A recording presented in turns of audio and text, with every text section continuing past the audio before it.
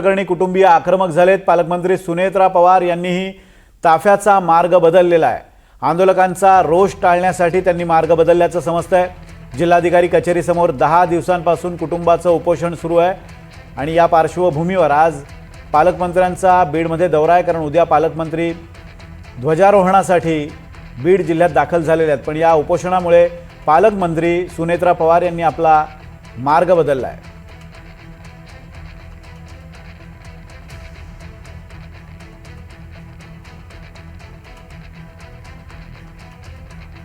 विलास घुले हत्या प्रकरणी कुटुंबीय आक्रमक झालेले आहेत। आकाश सावंत आपले प्रतिनिधी आपल्याला अधिक अपडेट्स देत आहेत। आकाश, पालकमंत्री जिल्ह्यात दाखल झालेले आहेत आणि एकीकडे आंदोलक आक्रमक झालेले आहेत, अशा वेळेला पालकमंत्र्यांनी ताफ्याचा मार्ग बदलल्याचं कळतंय।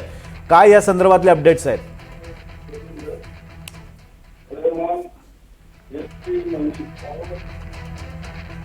आपण ही दोन दृश्य पाहतोय। एका दृश्यामध्ये विलास घुले यांच्या पत्नी त्यांनी आत्महत्येचा प्रयत्न केला होता आणि त्यांना रोखत असताना पोलीस कर्मचारी आणि इतर आंदोलक दिसत आहेत, तर दुसरीकडे विलास घुले यांचे कुटुंबीय उपोषणाला बसलेले आहेत। त्या उपोषणापासून जवळून जाताना पालकमंत्र्यांनी आपल्या ताफ्याचा मार्ग बदलल्याचं कळतंय। आपले प्रतिनिधी आकाश सावंत आपल्यासोबत आहेत। आकाश, पालकमंत्री आज दाखल झालेले आहेत। उद्या ध्वजारोहणाचा कार्यक्रम जिल्ह्यात होणार आहे आणि त्या अनुषंगाने ते जिल्ह्यामध्ये हजर आहेत आणि असं असताना या उपोषण स्थळावरून जाताना त्यांनी मार्ग बदलल्याचं कळतंय। काय माहिती आहे?